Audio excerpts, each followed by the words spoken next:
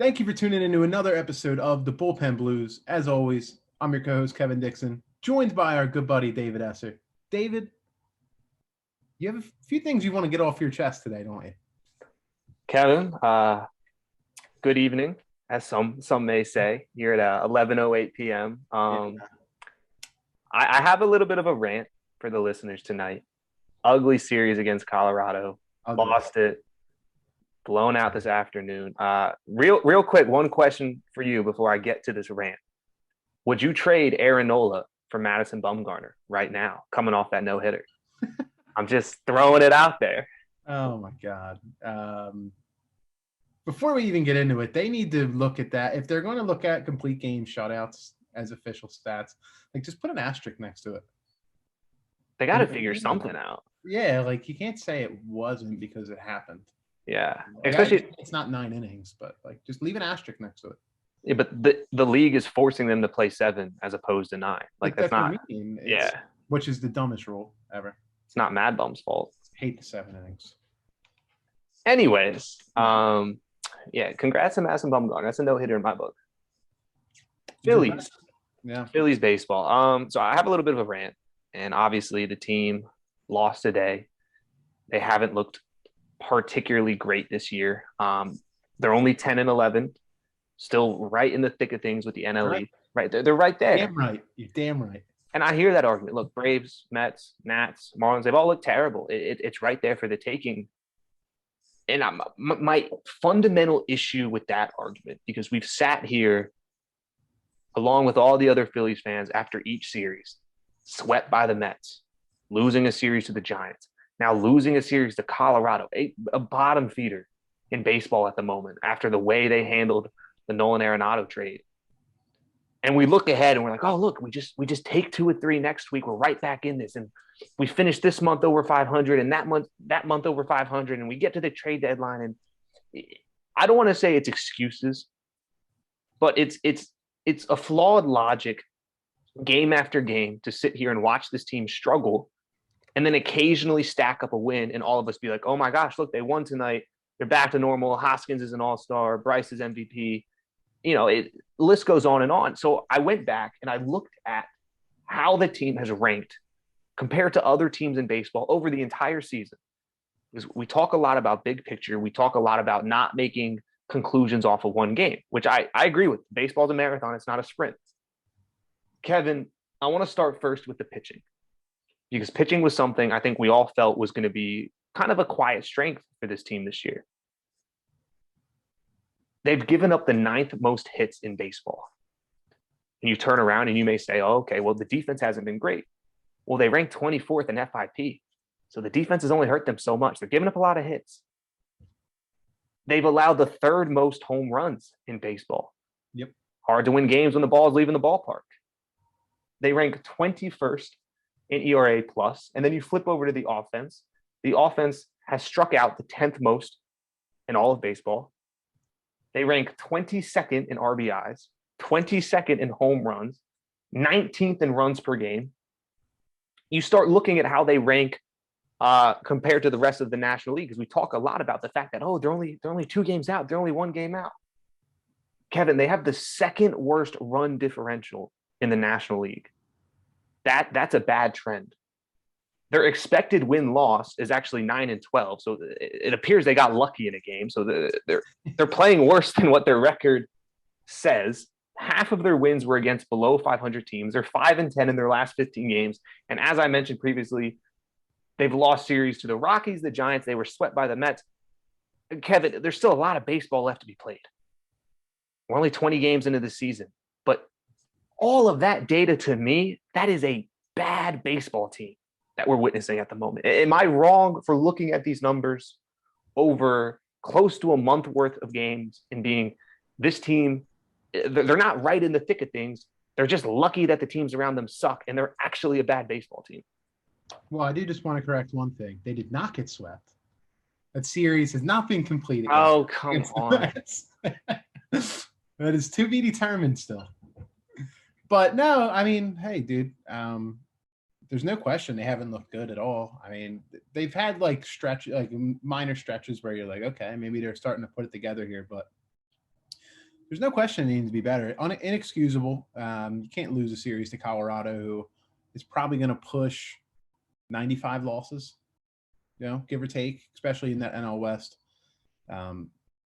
It's unacceptable without a doubt. And they are lucky to still be in it, but they still are in it. It's basically, that's my whole argument is there's no question they need to be better. We were talking today. If they have any plans of doing anything this year, they have to patch the center field hole, preferably get Mccutchen at least out of the leadoff spot. I would say put Brad Miller in left, at least platoon him. They need at least one more starting pitcher. They need probably a better long man. And this was after, I don't dislike David Hale. He's just not that great, I guess what I would say. They need Girardi to be better because he hasn't been very good. So there's absolutely a bunch of things that do need to be improved. But at the end of the day, the top end talent is still there. It's going to be on Dombrowski to try to patch the holes on the roster as best as he can to keep this team in the race.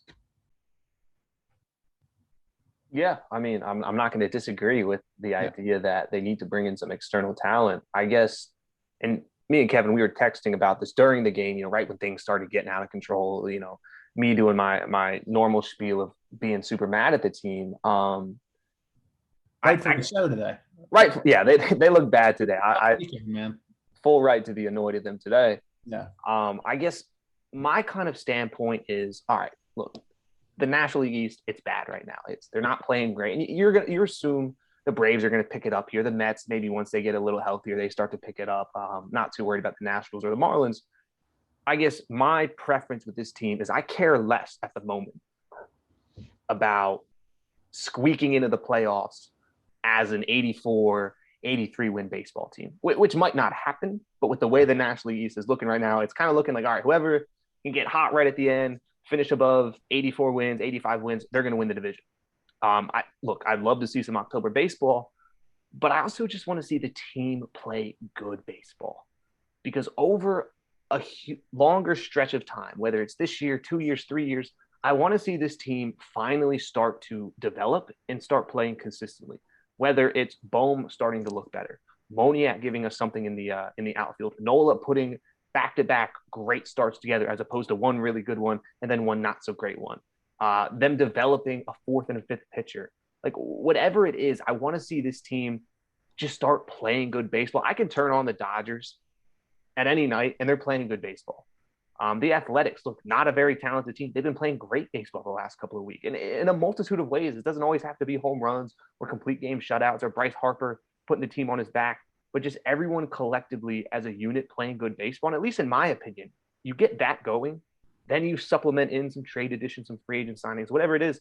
That's how you build a team that's going to be in the playoffs every single year, as opposed to maybe lucking into it in a year where the division's bad. I get that.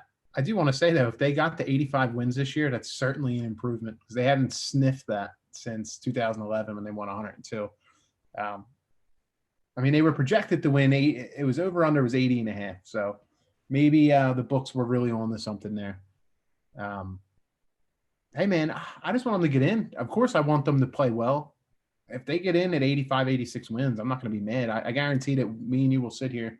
We'll talk ourselves into why we think they can make some noise. You know what I mean? At the end of the day, the top-end talent is there. It's nice to see a guy like Maton come up, and he's hitting 500. I know we're going to get into him a little bit more. He's been outstanding.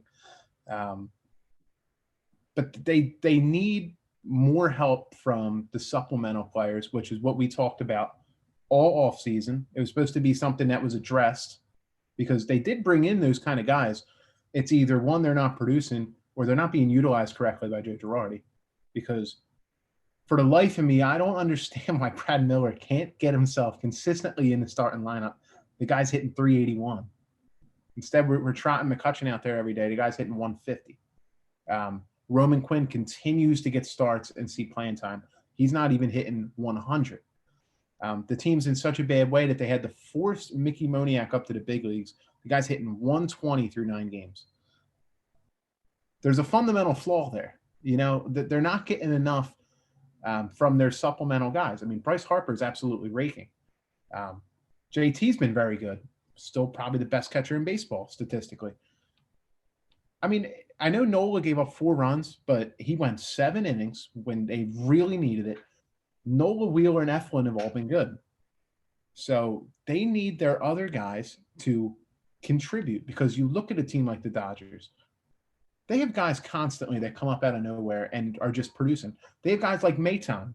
Like the Maton situation, you always see that in Los Angeles. That happens every year, it seems. So Maton's a breath of fresh air, but they need more from those guys. If what I sit here and I'm trying to be the voice of optimism for Phillies fans, I still believe in this team, but I need to say it. Just me believing isn't enough. Yeah, and the supplemental kind of talent point I think is a really good one, because JT and Bryce are both hitting over 300 at the moment. Bryce is like 1,100 OPS, man. He's out of his mind at the moment. And I think if you would have told me through 21 games that the Phillies would be, 10-11, I'd be like, all right, that's not the worst thing in the world. But if you told me that they'd be under 500 with Bryce and JT both playing at an all-star level, I would be concerned. And I'm right to be concerned, because you look around the diamond, you're right. Mccutchen, there's nothing out there in left field at the moment. The center field position's been a disaster. Bohm's not been great at third base. Didi's not been great at shortstop. The bench, I don't even want to talk about the bench tonight. The back end of the rotation's been bad. The bullpen can't stay healthy. And you're looking at all these different spots, and you're like, look, like where are these pieces that fill out a roster, right? Because they've obviously wasted some money. Look, they got a lot of money tied up in McCutchen, Doable and Scott Kingery and whomever, right? And I don't want to blame Dombrowski too much, because he had such short amount of time to work with. Yeah.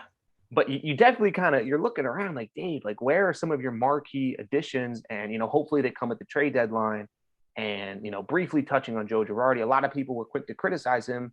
And we talked about Joe not being great last week, but I do think there's a point where the bases are loaded because your back end starter that the front office signed wasn't good. And then you look at your bullpen and all the new additions are hurt. And you're looking around and you're like, I can either put in Spencer Howard, my rookie, who hasn't pitched very well, or David Ale, my veteran longman, who hasn't pitched very well. Like it's a lose-lose situation sometimes for Girardi, where it's like, all right, do I pinch hit with Ronald Torreyes tonight or Roman Quinn tonight? Like at some point, the talent, the supplemental talent outside of the Bryce and the Nola and the JT and the Wheeler and even the Eflin, he's been very, very good this year. It's nothing compared to a team like the Dodgers or the Padres, or even a team like the Braves, who haven't looked particularly good this year. And that goes back to my point. I want this to be more of a collective effort every single night, as opposed to, wow, Bryce played really well tonight. Oh, 8 innings from Nola. Like, oh, Eflin played above expectation. There needs to be nights where it's the back end of the lineup pulling through a win. It's the middle of the bullpen coming in and giving us 4 scoreless. Like those are the types of performances that will make me more confident about this team. Yeah. I mean, you hit it on the head, but at the same time, we knew that they weren't the Dodgers coming into the year. I just feel like that.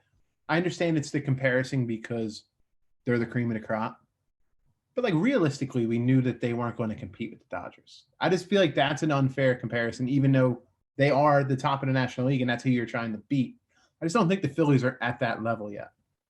Well, they got a payroll right up with that level. Sure. But that wasn't Dave Dombrowski. Like, no. I think it's way too early to pin that on him, because he didn't give Mccutchen the money he did.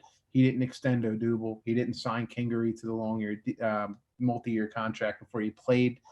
It's too early to be super critical of Dombrowski. But they need him to, do what he does best and fix some of these holes. And just to touch on Odubel, they're really just wasting that money. They've got nothing out of center field. Eventually, they're going to have to bring him up. Like, that's how I view it. Like, you're getting nothing from these guys. Like, absolutely nothing. Yeah, I mean, he can't outperform them. Like, I'm very confident that he could outperform the guys they have out there right now. I don't disagree in the slightest. I think if they wanted to do it, they would have done it by now. I agree with that. I agree with that. But like, what are we doing here? Are we trying to win? Like, Yeah. I'm just saying. Like, I understand you don't want to take the PR hit, but like, how much longer can we watch Moniak and Quinn hit 100? And I think you can take that same logic and apply it to a handful of different positions. You already touched on Brad Miller, where it looked like he picked up a little bit of an injury this week, but moving forward, there's no baseball reason outside of what the number on the contract says to keep Miller out of the lineup in favor of McCutchen. We got another knock today. Yeah. I'd argue there's no logic to keep someone like Adonis Medina out of the rotation in favor of a Matt Moore. There's options there. I'd like to see them explore those options. A clarification on the Dombrowski point, because totally, look, 90% of this organization's problems are because of Matt Klentak and Andy McPhail. And Andy McPhail. That regime, what his job was. Still don't know what he did. Just hanging out in Florida, man. He was having a good time. He would once a year he would speak, and like I felt like he wasn't in touch with the roster. He didn't know what was going on, dude. He's collecting a paycheck. Not at all. So I don't want to sit here and be like, oh, classic Dave, paying McCutchen. He didn't make those decisions. With that said, the Matt Moore signing was bad. Yeah. Chase Anderson signing, which I'm not giving up on Chase Anderson. I'm not giving up. Look, Coors Field, some wonky hits, whatever. Would I go as far as to call it a great sign? Probably not. They need more length from him. They would. I would love some more length. They need more length because he's kept them in every game up till today.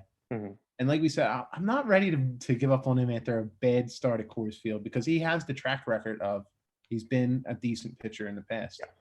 Yeah. I'm not at Matt Moore level with Chase Anderson. Oh, neither am I. Like I said, Coors Field start, whatever, you throw those out the window. But we need him to be better next time out. We need him to be better next time out. But I just kind of look, and you brought up, you're right, it's not fair to compare this team to the Dodgers, but I would love to be kind of a Dodgers light, right? Where they absolutely or they're able to find kind of these hidden bench pieces, these back end rotation arms with upside, as opposed to what's kind of felt like the same plan the last couple of years is throw a lot of money at old players. Yep.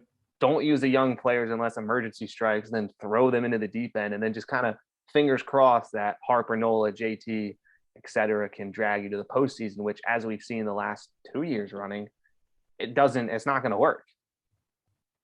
I would agree. But it is early. Now I'm driving you nuts with that, but that doesn't mean that they're not digging themselves a hole, because the more games you lose early in the year, the better you have to play the rest of the year. So it doesn't take away from that. They just need to be better. It's plain and simple. They need to be better. We need to have a good week this week, and it starts tomorrow with Zach Wheeler facing the ancient Adam Wainwright. That's a game the Phillies should win. It would be nice. It should. And I'm not trying to drive you crazy with it's early, because you're right. Every loss, a loss now and a loss in September counts the same. The difference is they have more time to make up for it. But with each loss, you're running out of time. Yeah, and I think they're burning some of their elite performances. Like we mentioned before. Yeah. Like JT Harper today. Look, they're not going to be hitting 300 plus for the rest of the season. If Harper does, he's going to win MVP. Which, if he's winning MVP, they're making the playoffs. But you're kind of burning those performances where you have JT and Bryce locked in at the same time. That's got to translate to wins. And whether it's the rotation, the bullpen, the bench, the outfield, Joe Girardi, like whatever it's been the last 2 weeks running, something has prevented Harper and JT, as elite as they've been playing, to stack up wins. And like, imagine how nice it would be if we were sitting here with 15 wins or 16 wins, multiple games up on the Braves, multiple games up on the Mets. Like, we'd be in such a good spot where then we could drop some of those ugly, late July games against the Marlins down in Florida where they win 2-1. Like, those games are going to happen. We know those games are going to happen. Or the games when we play the Dodgers or the Padres and they put up 10 on us, like those games are going to happen. And I feel like they've already used up some of their get out of jail free cards. For sure. Oh yeah, absolutely. They have. I mean, the opener in Colorado, they were 4-2 in the bottom of the seventh. David, winnable baseball game. Winnable game. It was right there for them. No, you're right, and that goes to my point of with each loss, like your leash becomes shorter and shorter and shorter. The April argument is just that they have the time to make up for it. Like, but eventually that time's not going to be there. So I'm waiting, man. I want them to come out and sweep the Cardinals this week. It would be great. I mean, if they sweep the Cardinals, we're sitting here on a World Series, baby. World Series, baby, just like every week. I do want to say they need. I want our viewers on YouTube can see this. For good luck, I found this. Been looking for it. Hadn't been able to find it. I feel good now that I found it tonight. Okay. We're gonna get going here. My Aaron Nola jersey. Yes. I'm gonna throw it on. Okay. So we're gonna get going. This is a good omen. All right. I can buy it. Yeah. Shout out to the YouTube viewers, by the way. Most recent pod had the most views on our YouTube channel. We picked up a couple subscribers. So huge thank you to everyone who's coming and hanging out with us. We really do appreciate it. Yeah. I would have to agree. Yeah. All right. So let's move on from the Phillies suck rant for a second. Let's talk about something good from this past week, Kevin. A player who came out of nowhere and he's just raked, man. Nick Maton. What do we do with him? He looks great. This is going to be an interesting conversation. I already know it. Hey, man, I think if he can hit, you got to get him in the lineup. I don't care where he's playing. As long as he can, if he's producing offensively. I know I've read your most recent piece that you just released. Thank you. Once I got the alert, made sure I read it. You're not too keen on moving him to center. I am not. And the main reason that I'm not was I went and looked back at his minor league statistics. Yeah. And Kevin, he has never, ever taken a rep in the outfield. Not center. Professionally. He may have when he was younger. Maybe, as a teenager. But since getting to the minor leagues, he's never taken a rep in center, left, or right field. He's almost exclusively played middle infield. I believe he's played 8 innings at third base. I think people – and what we're referring to with Maton is Gene's going to come back. Gene's playing good baseball at the moment. Yep. Gene at second base, Didi at shortstop. You're paying them too much money to bench one of them. They've already proven they're not going to bench a highly paid player when you look at McCutchen. So the argument would be – both guys have been pretty good offensively too. It'd be hard to sit them. Like Gene's hitting over 300. Yes. Didi's probably – one of their best clutch hitters. They need more pop from him. I think his OPS is under 700. Mm-hmm. That's not going to fly. But yeah, I just don't see them sitting either one of those guys. And I understand the Gene Segura argument, but realistically, he might be their best contact hitter. I don't think you can sit him behind Maton though, right? Yeah, Maton's one of the greatest hitters of all time, dude. Hitting 500 already. Chase Utley 2.0. So the proposal that's been thrown out there, and Girardi touched on it briefly, of him seeing reps at other positions is, all right, throw him out in center field, right? The Phillies have a big hole at center field. He's an athletic kid. He can switch positions. And I just think people are wildly understating the challenge that it is to play middle infield your entire professional life, 5 years down in the minor leagues, where all you're doing is fielding ground balls, turning double plays. You get to the major leagues, everything's going great. You're playing shortstop, you're playing second base, and the Phillies, a team that are trying to make the playoffs, say, hey, buddy, go learn an entire new position, but keep doing everything you've been doing at the plate. And I know you hate when I bring up the Scott Kingery argument, but I think it's a valid one, where you had a guy debuting, just excelling at everything he did, and they get him to the major leagues, and they say, hey, buddy, not only are you going to have to keep improving as a swinger, but I need you to learn 9 different positions on the baseball field and be elite at everyone and continue to hit the baseball. Oh, and there's all this pressure on you because we're trying to make the playoffs. And I think we've seen this story before, and it ended up in disaster. Yeah, but let's put it this way. If they do want to play him in center, I don't think it would be like, you're our everyday center fielder. Every day from the rest of the year, you're penciled in center. I don't view it that way. I think it would help him to learn the outfield a little bit. Yeah, but you wouldn't try to teach him in the major leagues. You'd send him back to Lehigh and say, learn it, and then maybe next year you can. That's fair. That's a fair argument. I can't really dispute that. but there's plenty of guys who do play multiple positions. That was my whole point with you earlier.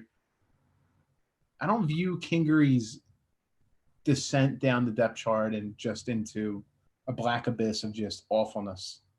I don't view it because they didn't play him at second base every day. You know what though? It's a really tough thing because I'm sure if they did go to Maton, he'd say absolutely, yeah, he wants to play because he wants to play. I don't know. I don't think it can hurt to try it, and if it doesn't work, then okay, it doesn't work. But if the guy's just going to keep hitting, like we talked about it the other day, if you can hit, they'll find you a spot on the diamond, And so how I concluded the article that I wrote this evening was, I agree. Look, if he's going to keep hitting the baseball, you got to keep him in the lineup. My solution was to kind of start platooning the infield. Look, Didi, his defense has been atrocious, and you're paying him a lot of money, but I think telling him to take a day off every 3 days isn't the worst thing in the world. Gene Segura, as great as he's been playing, he's probably not going to be on the roster next year just due to financial reasons. It was on the trade block this year. I think he's probably going to be back there next year. Telling him to take a day off once in a while or telling him to play a little bit of shortstop. Bohm has not been good at third base. I think you could totally tell Gene to take some reps at third and get Maton in at second.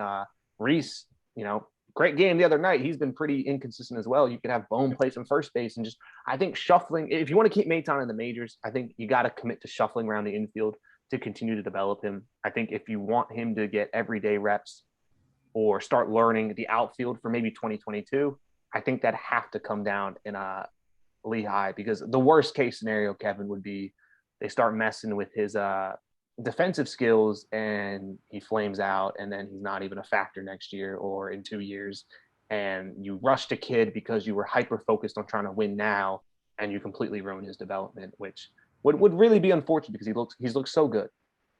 Yeah, but I don't think sending him down is, at least at the moment, realistic, because he could be their utility infielder off the bench. He could be their Ronald Tarias or what Scott Kingery was going to be. He's not 21. He's 24 years old. He'll get at bats. If they don't want to move in the center, okay, that's fine. But if he's still going to play that utility role for the team, he'll still play, and he'll still be a vital part of it. Like you said, playing multiple positions around the infield, get his bat in the lineup a couple times a week. You can do that. I'm fully on board with, at least until he really goes into a bad way. Once Tarias is ready to come off and is ready to return, he should be sent down. And I think Maton should stay with the team. I definitely agree with you there. Like, I think that goes back to the idea of, shuffling around the infield every once in a while, because it's not like Bohm or Hoskins or Didi. You can make an argument for Gene. It's not like any of them are playing to the level where you have to keep their bat in the lineup every single day. Yeah, and I do just want fans to not put too much stock into his start, because he's not going to be this great. He's not going to hit 500 for the rest of the year. He's never been a guy in the minor leagues who's hit 300. So he's looked awesome so far, and he's really seems like he has developed since the last time he saw everyday playing time in the minor leagues. But let's pump the brakes to where I'm not expecting this guy to be like an all-star caliber player. I think that's asking a lot. Yeah, no, I agree. Like, couple good at bats here for Maton. Let's not. I think setting expectations too high. We saw that with Moniak. We do it a lot. Yeah, we do it a lot. It's let's not. It's like with Moniak, like the guy had 15 great at bats in the spring. Fantastic. People thought he was going to come up and be like a superstar. They thought he was going to save the team, right? Yeah, it's just it's just not usually how it works. Potentially myself included. But anyways. It's early. 9 games. Yeah, he's fine. He's got a long way to go. He's going to be a long way to go. Yeah, he's going oppo a lot, which I love.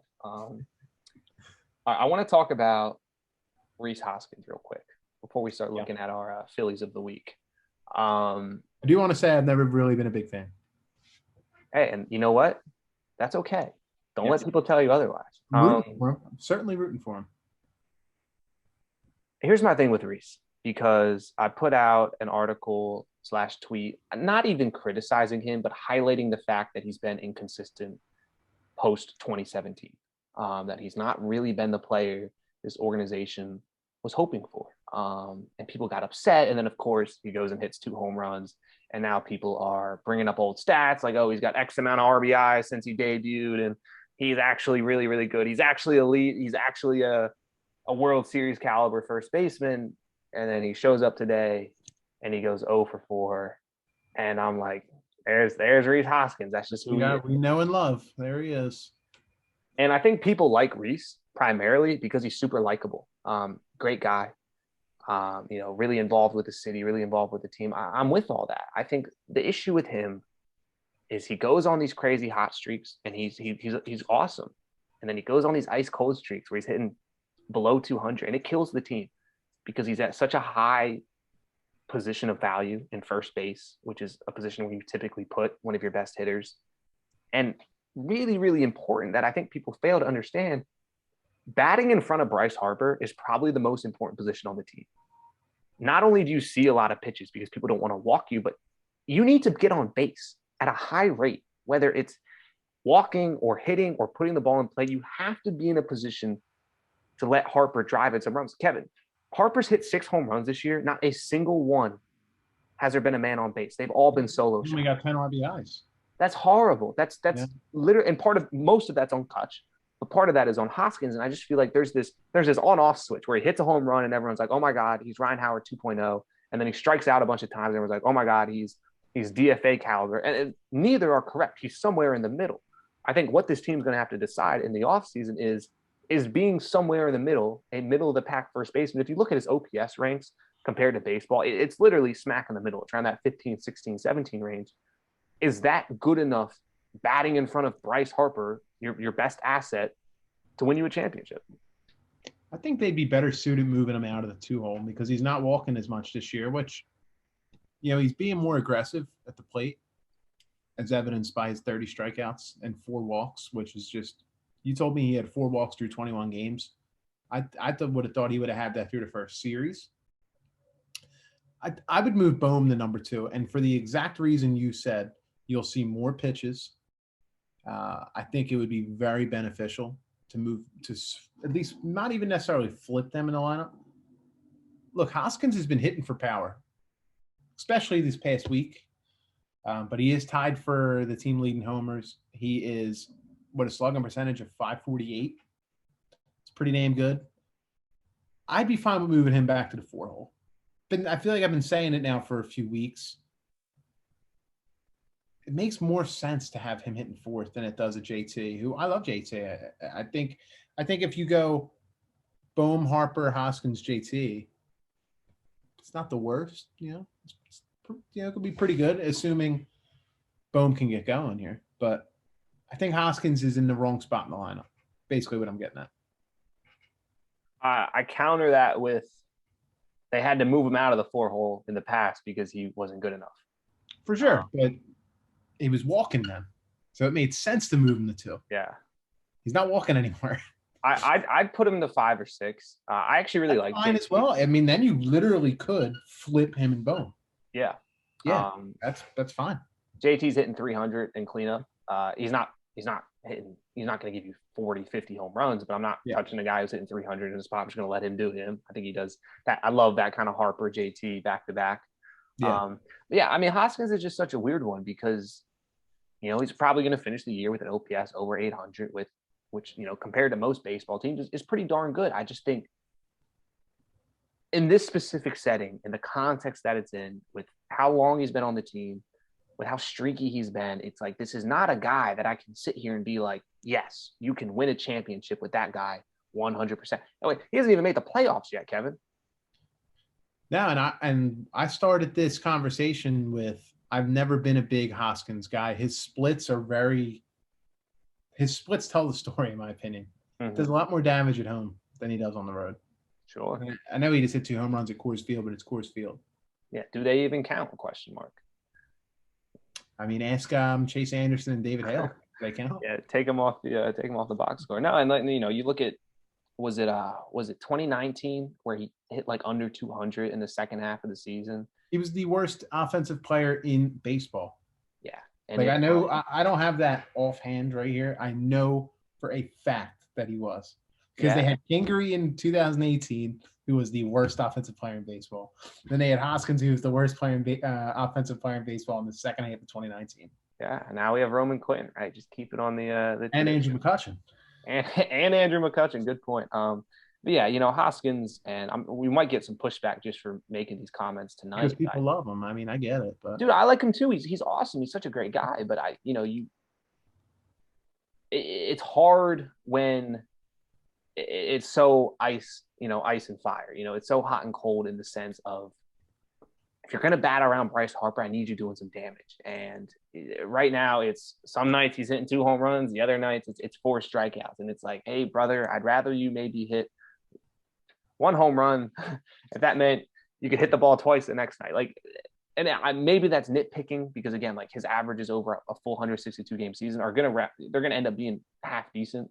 But I don't think he's the type of player that you can look at and be like, he is unquestionably a part of the core moving forward until he proves otherwise. Oh, for sure. Absolutely. But, I mean, they have bigger issues than him. He's way down the list at the moment. Yeah, but I agree. I guess he technically is part of the core, but I don't really view him as part of the core, if that makes sense. Mm-hmm. Yeah. Yeah. If a team came and they called me about JT about a trade, or even like Zach Eflin, and they're like, hey, I'll give you X, Y, and Z, I'd hang up the phone. If somebody called me about Rhys Hoskins, I'd at least listen to the offer and see what it is, right? Yes. Yep. Sweet. I would agree with that. Yeah. Okay. I'm glad I'm not alone in this Rhys Hoskins discourse. No, I mean, I feel like I've been saying this for a few years now. I'm just, like I said, I just never been completely blown away with the guy. Yeah, I do think that's fair to say. All right, Kevin, before we get into our weekly tradition of Phillies of the Week, any other final talking points you wanted to get to real quick? I mean, we briefly touched on it, and I'm going to get into it a little bit more here in a minute, but I just don't know how much longer you can justifiably continue to play Andrew McCutchen. Like, at what point does it stop being, well, it's Andrew McCutchen. He's a great guy. He's a former MVP, too. He clearly does not have it anymore. Clearly. And we saw signs of this last year. And I like Andrew McCutchen because he's a very easy guy to root for. Sure, he's a great clubhouse guy. But, David, he is absolutely killing this team. He's killing them. Kevin, am I wrong in saying that it almost looks like he's oblivious to his struggles at the moment? Well, the other day we saw him do the old, and look, I get this from playing baseball. Like, I get when you're in a bad way and you get a knock or something, it feels good. Like, you're like, oh, thank God. Clearly, it didn't snap him out of it. But the other day, I want to say it was against San Fran, he like pointed to the heavens on an infield single, and it was kind of just like, I mean, that's great and all, dude, but like, you're Andrew McCutchen. Mm-hmm. Like, it's shouldn't be what you're shooting for, And like I said, like, I get it. Like, I played baseball all my life. Like, I understand you get into a bad way sometimes, and getting that hit feels good. Clearly, it didn't do anything for him though, because did he even have a hit in this series? I don't know if top of my head. I think he had one yesterday. Oof. He has been so bad. I know I talked to you about this earlier. Coming into today, he was 2 for 14 this week, and his average went up.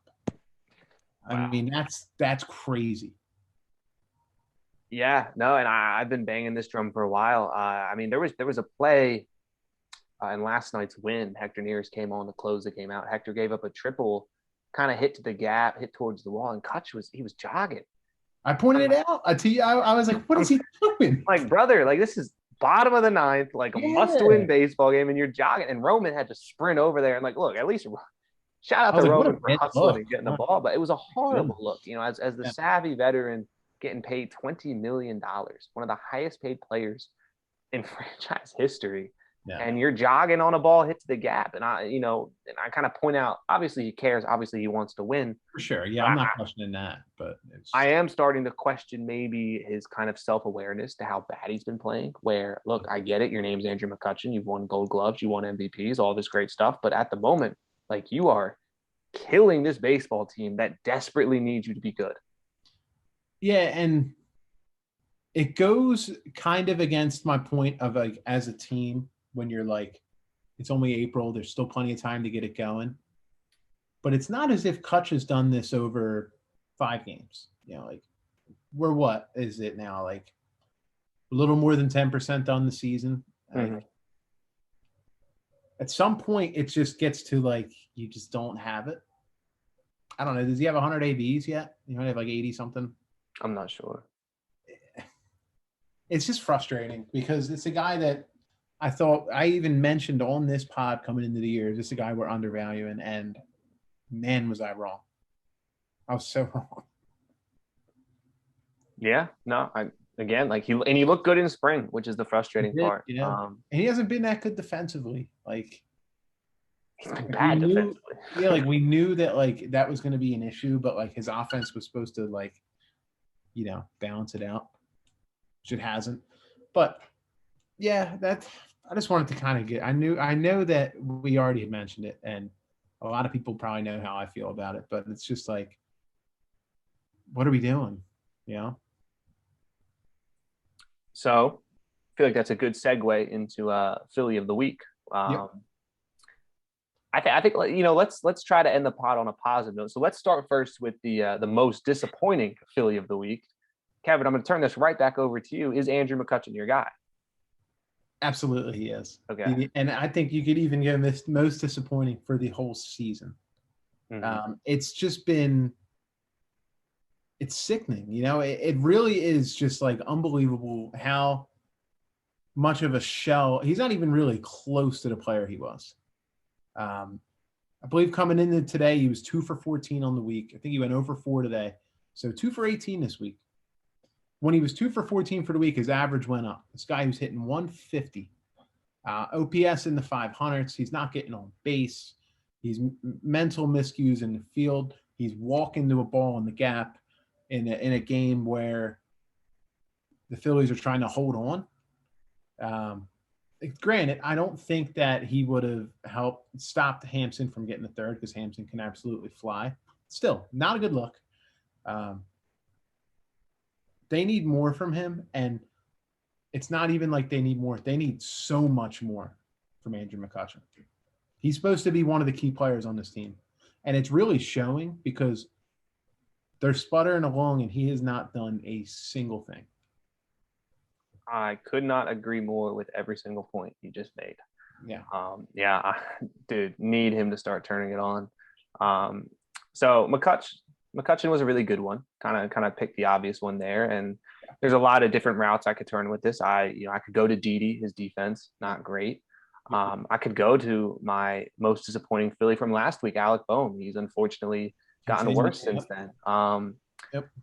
Which is not great. I could go to, maybe Vince Velasquez for only giving us a couple innings, David Hale, whoever. I'm going to go with Chase Anderson. And the only reason I'm going with Chase is because I talked him up big time before today's start.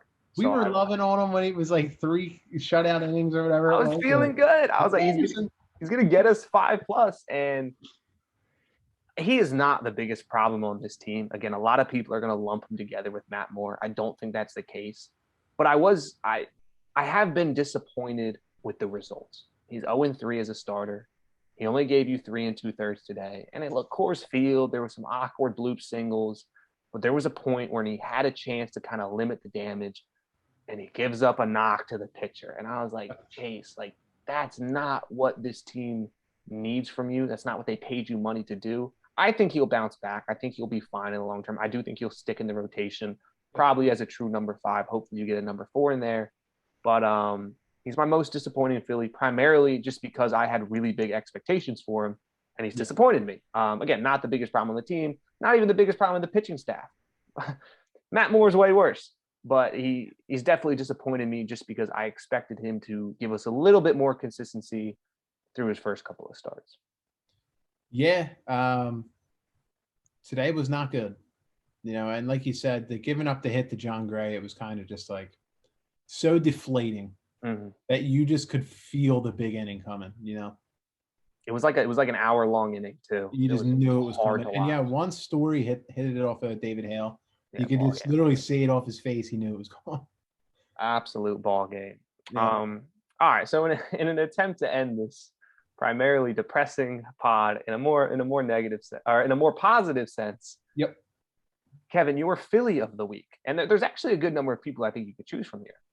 There is, and I'm only going this route because I'm pretty confident I know where you're going to go. Okay. So it's got to be the franchise player, Bryce Harper, right? All right. I mean, dude, he's been incredible. What a week. What a week, really. He hit 3 long balls, only 3 RBIs, which is ridiculous. He had 3 solo homers this week, but just consistently hitting the baseball, and not even just hitting the baseball, crushing the baseball.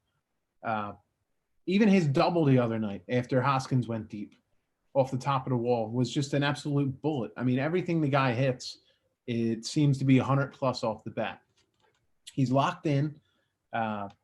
Defensively, very good. He threw out a runner again today at the plate. He seems to have one of the best arms in baseball from the right field position. He's been everything and more that you expect him to be, being Bryce Harper. And I would argue that maybe not from Phillies fans or not even the national media, but like other fan bases, he's underrated. I think he's a very underrated player because a lot of times you'll hear his name and people will just be like, say he's overrated.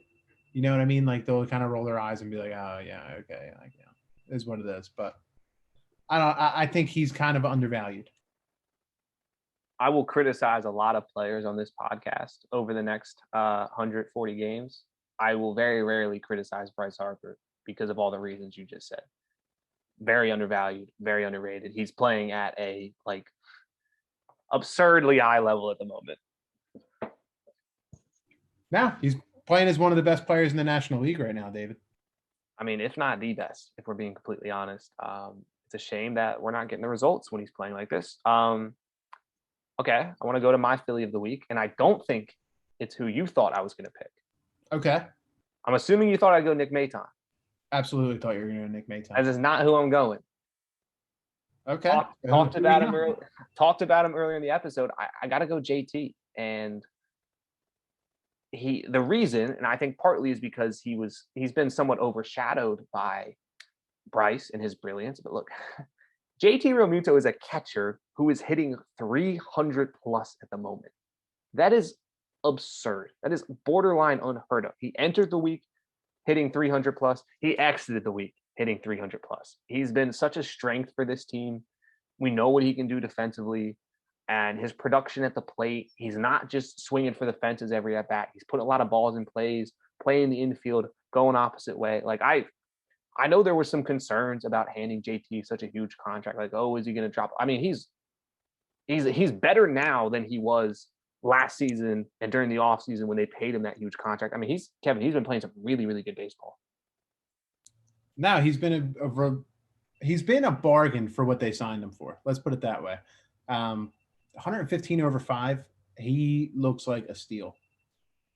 I mean, if he was a different position and he was hitting 306 with a 919 OPS, he'd be getting stupid money in free agency. Yeah, you could probably even argue if he was a little bit younger too. Yeah. He's just been exceptional. And again, obviously they're not getting the results right now. And this is no disrespect to Nick Maton, but I think seeing JT come in and just produce at such a high level. I mean, I feel so confident when he's at the plate. I do think it's worth noting that over this past week, even though they went 2-4, he was most definitely not one of the reasons why. He's been very, very good. Yeah, I would have to agree, man. And like you said, when these 2 guys are producing, they need to start winning more ball games. I mean, they're wasting performances from these 2 guys who, look, there are Phillies of the week. Realistically, they should be the Phillies of the week every week, because they're their 2 franchise guys. Phillies of the year outright. Seriously, I mean, they're getting exactly what they expected from both of their two star players. They've been fantastic. So on that note, finishing off with our 2 stars, I think this is a good wrapping up point on the podcast. I was just looking ahead. I did not realize it's actually a 4-game series with St. Louis, not a 3-game series. So hopefully they can. 3 of 4, David. That's what we're 3 of looking 4 would for. be great. I was also looking at some of the pitching matchups. Wheeler Monday, Eflin Tuesday, Nola Thursday. They haven't announced Wednesday's starter, but anytime I get those 3 going in a 4-game stretch, Kevin, I'm feeling pretty good. Yeah. Look, man, I think it should be Vince Velasquez on Wednesday. I don't want to see Matt Moore again. That's about where I'm at with it. We didn't even touch on it, but yeah, Vince actually looked half decent in his outing. He kind of did what was expected. Like, we didn't think he was going to get 6 or 7 innings. No, he chewed up the innings he was asked to. Good for him. Good old Vince Velasquez. Yeah, 4-game split. Vince That'd be good. Velasquez breakout. Yeah, no, stop. We're not doing this. Not at this hour. So yeah, we'll actually be back Thursday night at 1:15 games. We'll, get that out in the evening for you guys. Make sure you're subscribed on Apple Podcasts, Google Podcasts, Spotify, Anchor, wherever you get your podcasts. You can follow us on Twitter and Facebook. All those links will be down in the description below. As we mentioned earlier, make sure to head on over to our YouTube page. Subscribe to that as well if you want to watch the podcast. With that said, we're the Bullpen Blues podcast, and we will catch you all in a couple of days. Go Phils.